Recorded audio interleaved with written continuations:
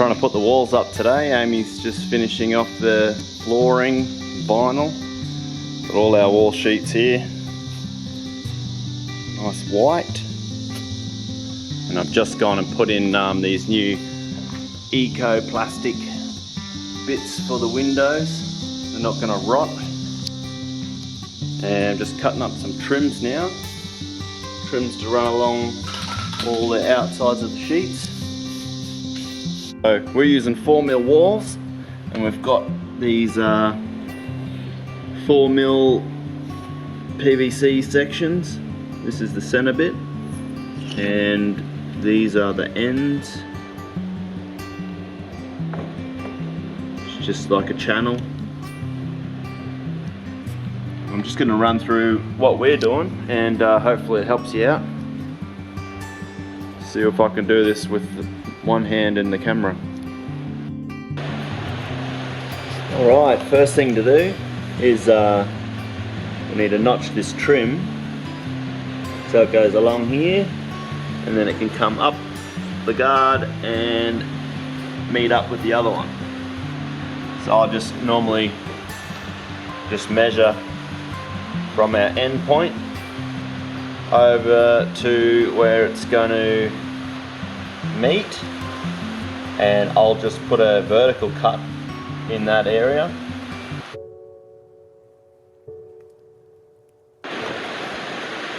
Okay, so I put a cut in it with the vertical cut, and then I've just, I don't know if you can see, just bent it inside itself for now.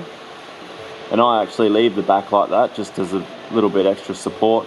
And on the front here, I'll just trim it so that it meets nicely in a little V. And then up the top, I've got to basically trim the two so they're a neat fit together.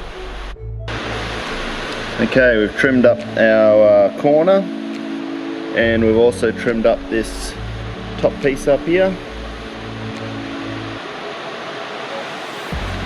So the next step is to mark the timber out.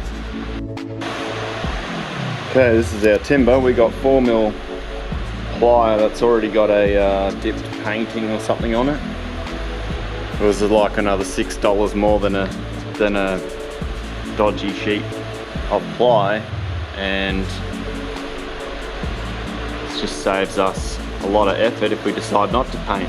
But what you have to do is check around it for any defects in the wood, because if you can avoid it, then you might as well chop them out or use them for something else like cupboards and that.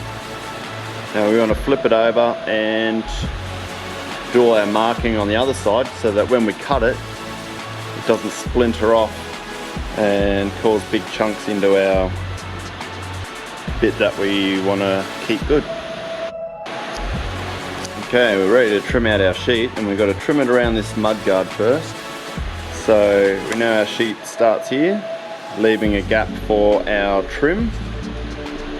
It's got to come along to this point, then cut down to here, and then whatever is the rest of the sheet out to here. So I like to measure, I think these sheets are 220 wide, measure out to your 220 to here and put a mark all the way up, and that way we can measure in to our corner from the bottom of the sheet into the other corner from the other sheet, and obviously then work out your height by putting a straight edge across. Then you've got your angle, and we can trim that out and see if it fits.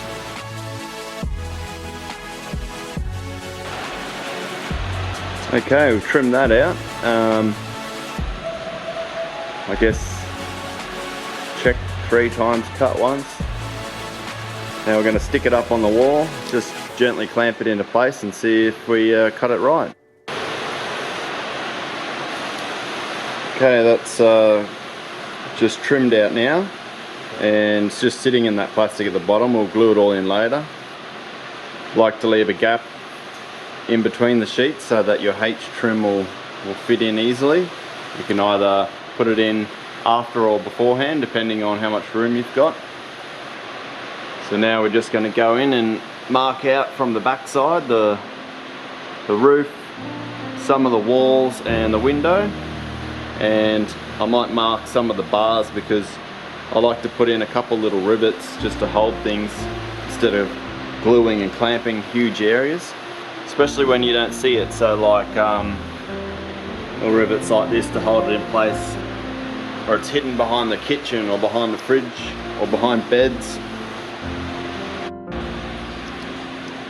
Okay, so I've trimmed out the window and trimmed the top off, and what I do is I've been leaving a bit because it chips and stuff, and I'm just going to router it all back. If you cut it on the line, it might chip too far and then you're going to have to paint the thing. I've also pre-drilled a couple of spots that aren't going to be seen where I can secure it to the wall, and also give me a reference later on as to where the framing is. So just going to put it back up. It's an extra step, but put it back up, pre-drill all this, then we'll get all the glue sorted and put it on. I just hate having timber and metal filings sticking in all the glue.